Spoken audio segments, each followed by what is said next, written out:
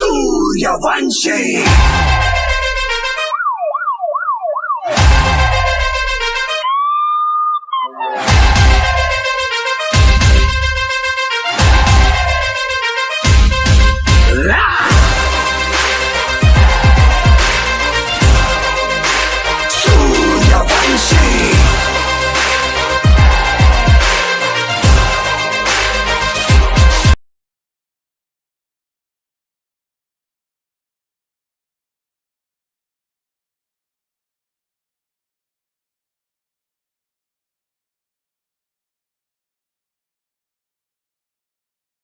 प्रणेता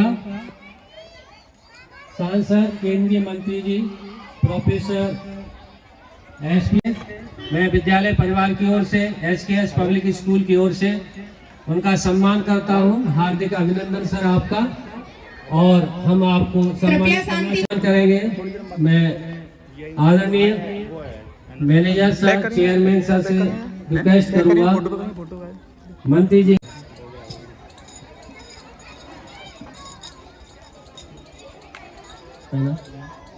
इस सम्मेलन में तो ये आयोजन भी अच्छा लगा। मैं करंसी वकील नगला कोकंदा से एचकेएस पब्लिक स्कूल चेयरमैन महोदय एसपी सिंह बघेल, राज्य मंत्री एवं स्वास्थ्य एवं परिवार कल्याण मंत्री भारत सरकार महोदय, सदा रहे सबके दिलों में प्यार, आती रहे खुशियों की बहार, रखकर मंजिलों की ओर कदम, मेहमानों का करे तालियों के साथ वेलकम। पधारे अतिथि इस मंच पर, चारों ओर उनके विचारों का उजाला है। जरा जोरदार कहा, करेंसी पैसा बहुत लगेगा, खर्चा करवा सकता हूँ मैंने कहा आपकी इच्छा है, फिर भी आपने डाबर रोड बनवा के दिया। आपने बहुत सारे काम किए, ऐसा कोई गांव खाली नहीं है। नगला चन्ना, नल्लापुर, नगला आसा, नाई की सराय, धौरहू, अगरिया का वास, जितने गांव हैं आपने पूरे काम किए। मेरे एक तमन्ना है सर, आप जिस रास्ते से निकल। Humbly request to respected chief guest sir, please come on the stage and say few words and bless these students.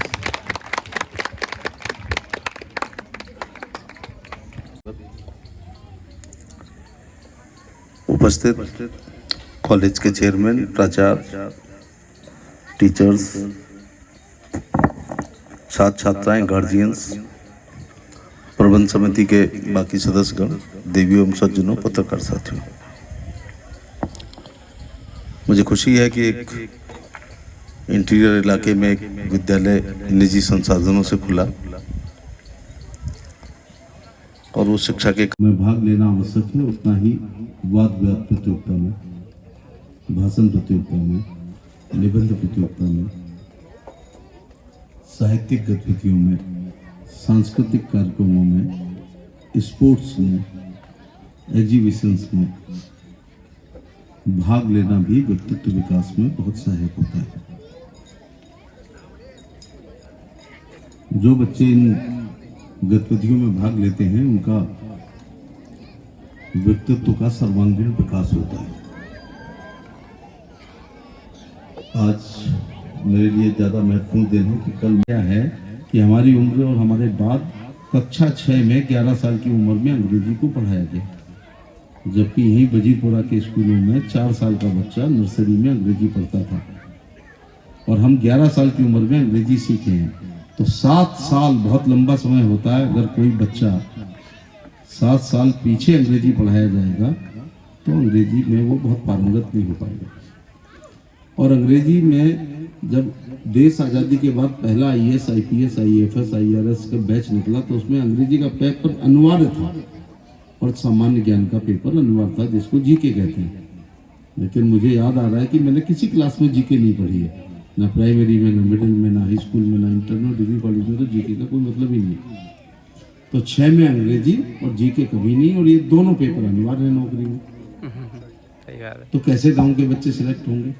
इसीलिए गांव के गांव जाते हैं तो एक PCS ढूंढे नहीं मिलता है पिछले 76 साल में। करना क्या है, ये तो मैंने रोना रोया है। देहात में पढ़ाई का वातावरण ज़्यादा मुझे दिखाई नहीं पड़ता है। मुझे कभी 4 बच्चे बैठ के कहीं पे गांव में पढ़ते हुए नहीं मिले हैं मुझ तक। इसलिए जहाँ अच्छे स्कूल हों वहाँ जाओ, शहर में जाओ, चाहे मलिन बस्ती में रहो, चाहे 50 गज का प्लॉट लो, चाहे एक कमरा लेटरिन बाथरूम बताओ, चाहे किराए पे रहो, खानदान के सब बच्चों को अब वहाँ आ जाना चाहिए जहाँ पर अच्छे स्कूल उपलब्ध हैं। और आपको अपना गेहूँ दाल चारों का ले आओ तो घर के बड़े बूढ़ों को आ जाना चाहिए। बच्चे को स्कूल ले जाना और लाना भी एक बड़ा काम है। आज के भाषण के बाद मेरी बात को मानेंगे तो 12 साल बाद बताओगे कि आपके भाषण से आज हमारा बच्चा अफसर बना है। दूसरा, 2 विषय या तो ये विद्यालय ठीक करे अथवा ट्यूशन से ठीक कराइए। एक गणित बहुत अच्छा होना चाहिए और एक अंग्रेजी बहुत अच्छी होनी चाहिए।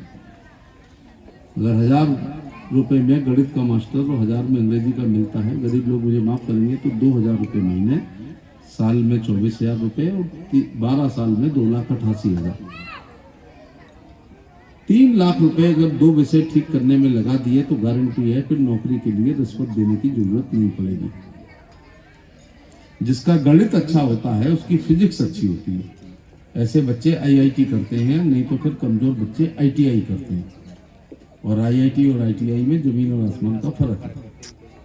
मैं अंग्रेजी का समर्थक नहीं हूँ, लेकिन अब अंग्रेजी के बिना काम नहीं चलेगा।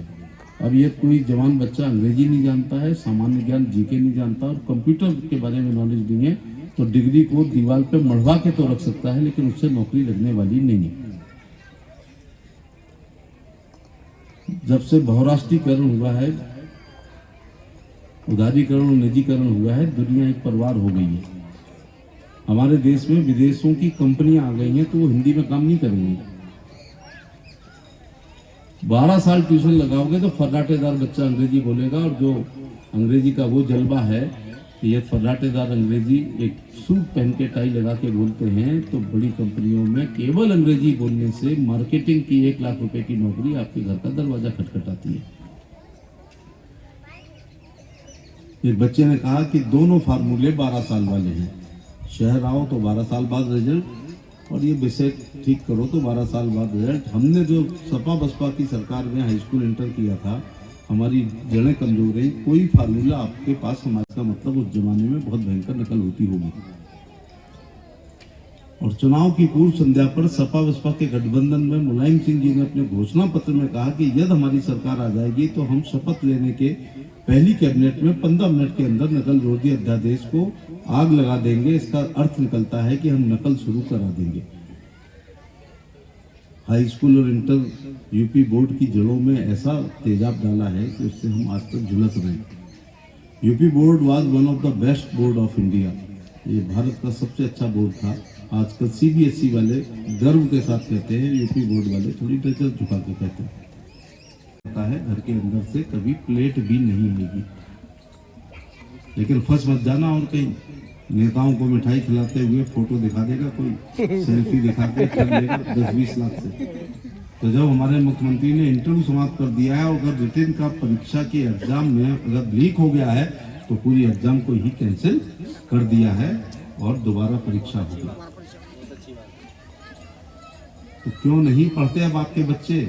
जो लोग कहते हैं हमारा बच्चा बहुत पढ़ता है, कोई लेते ही नहीं है, वो महा झूठी औरत है। और जो बच्चा कहता है हम रोज पढ़ते हैं, कोई नहीं लेता, वो महा झूठा है। ये दोनों झूठे हैं, गार्जियन भी और बच्चा भी। आज भी अगर तुम्हारा बच्चा, क्यों नहीं पढ़ते साहब? अभी गवर्नर साहब को विदा करके आ रहा हूँ, और रात में आखिरी प्रोग्राम मेरा 2 बजे रात में एक शादी में होगा। 2 बजे रात में, सुबह 8 बजे से 2 बजे रात तक है। एक मेंबर ऑफ पार्लियामेंट, एक प्रोफेसर, 4 डिग्री रखने वाला भारत सरकार का मंत्री 18 घंटे काम करे, और तुम्हारे बच्चे 8 घंटे भी ना पढ़े। याद करो, अपनी अपने गिरेवानों में झांक के देखो और अपने से पूछो, क्या तुम्हारा बच्चा 12 घंटे पढ़ रहा है, 13 पढ़ रहा है, 14 पढ़ रहा है, 15 पढ़ रहा है, 16 पढ़ रहा है? और मैं आज एक बात और कह दूं, जो तुम 8 घंटे सोते हो वो सब बीमार लोग हो। मैं 5 घंटे ज्यादा कभी नहीं सोता, और दोपहर का खाना अपने घर में आज तक जिंदगी में कभी भी नहीं खाया है। मैं दोपहर में कभी सोता हूँ, न दिन में मुझे कपड़े बदलते किसी ने देखा होगा। एक बार घर से निकला तो रात में 2 बजे घुसूंगा। जिसका राजनीतिक जीवन सुरक्षित है वो 18 घंटे काम करे और तुम्हारा बच्चों का भविष्य असुरक्षित है तो वो 4 घंटे भी ना पढ़े। याद करो, सरकारी नौकरी पा जाओगे तो 35 साल प्रमोशन भी होगा और बेईमान हो गए तो रिश्वत भी होगी। और अगर नहीं लगी तो फिर अगला की फैक्ट्रियों में काम करोगे या खेती करोगे। ये पढ़ाई का महत्व है। मैं तो तुम्हें बेईमान बनाने नहीं आया हूं, लेकिन बेईमानी का घटिया अवसर भी आपको अच्छी पढ़ाई के बाद ही मिलेगा। कोई बिना पढ़ा लिखा तो पटवारी भी नहीं बन सकता। क्यों नहीं पढ़ते? और ये गार्जियन बहुत अच्छे हैं। अगर कोई बच्चा रात में 12 बजे पढ़ेगा तो उसकी माँ दूध का गिलास या चाय का प्याला लेके उसे सराहने पे खड़ी मिलेगी कि मेरा बेटा पढ़ रहा है। और जब नहीं पढ़ता है तो वो भी कहती है कि जब भैंसिया को हनुमान सानी करके आलू खोद के। तो मैं ये जो भाषण दे रहा हूँ ना, ये किसी बच्चे का भविष्य बनाने के लिए। शायद किसी को मेरी बात महसूस हो जाए तो वो भविष्य बन जाएगा, वो कल से ज्यादा पढ़ना शुरू कर दे। आज भी प्रतियोगिता दर्पण, प्रगत मंजूषा, अंग्रेजी में competition master, competition success review, Hindi के अखबार, टेलीविजन की न्यूज को कोई भी बच्चा जनरल नॉलेज की खन्ना वर्मा की किताब को 8 घंटे अगर 4 साल कोई पढ़ लेगा तो 60-50 हजार की बिना इंटरव्यू की नौकरी तुम्हारे घर का दरवाजा खटखटाएगी। अच्छे दिन कब आएंगे? अच्छे दिन आ गए, नालायक बच्चे खुल ही नहीं गए। देश का कोई नेता क्या बोलिएगा? अभी कोई समझ पाया मैं किस दल का एमपी हूँ? क्योंकि जब मैं विद्यालय में आया हूँ तो मैं शिक्षा पे बोलूंगा और मेरी टिकट भी घोषित हो गई है। जब चुनाव में आऊंगा तो अपनी पार्टी के विकास कार्यों पर और भारतीय जनता पार्टी पे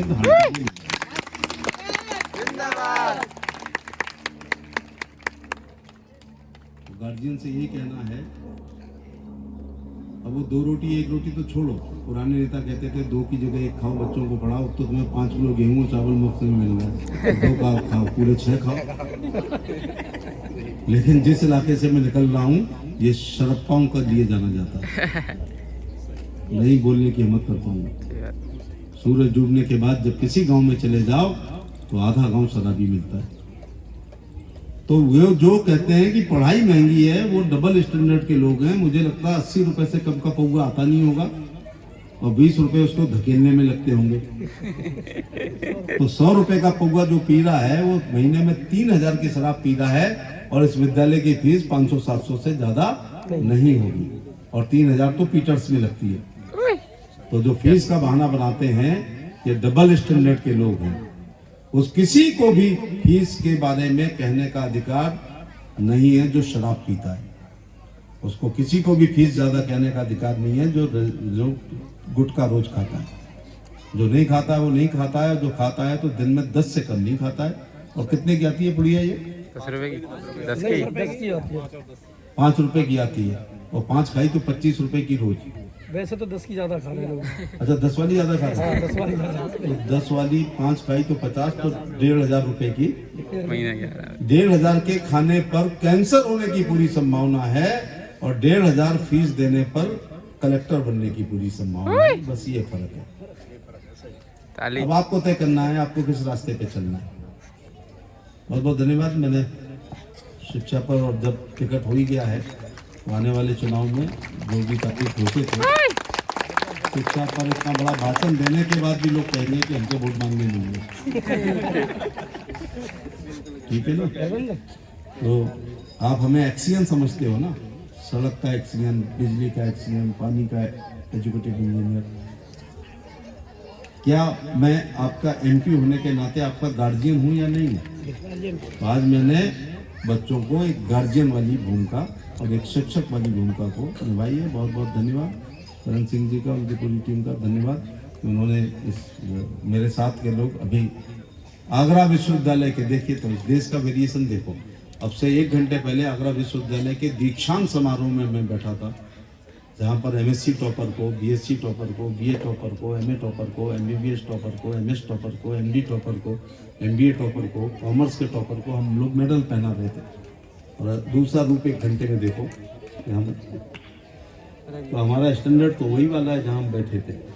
लेकिन मैं अपनी लोकसभा में कोई प्रोटोकॉल को मानने वाला नहीं हूँ। विद्यालय छोटा हो, बड़ा हो, मझोला हो, मुझे निमंत्रण देता है तो मैं कोशिश करता हूँ कि मैं वहाँ पर आऊँ और बच्चों का उत्साहवर्धन करने और गार्जियन की दिमाग में लगी हुई जंग को साफ करने के लिए मैं ये 30-40 मिनट का भाषण दे करके कोशिश करता हूँ कि आज के भाषण के बाद किसी बच्चे में पढ़ाई के प्रति जिज्ञासा पैदा हो गई और गार्जियन में पढ़वाने के प्रति जिज्ञासा पैदा हो गई, तो मेरा यहाँ पर आना सफल हो गया। बहुत बहुत धन्यवाद। धन्यवाद सर आपके।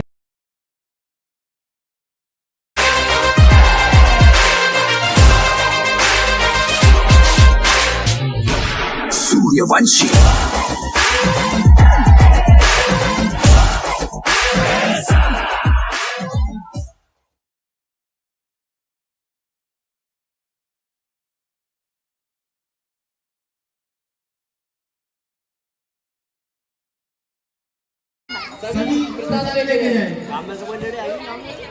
आएंगे थोड़ी बहुत ही आएंगे। आए वो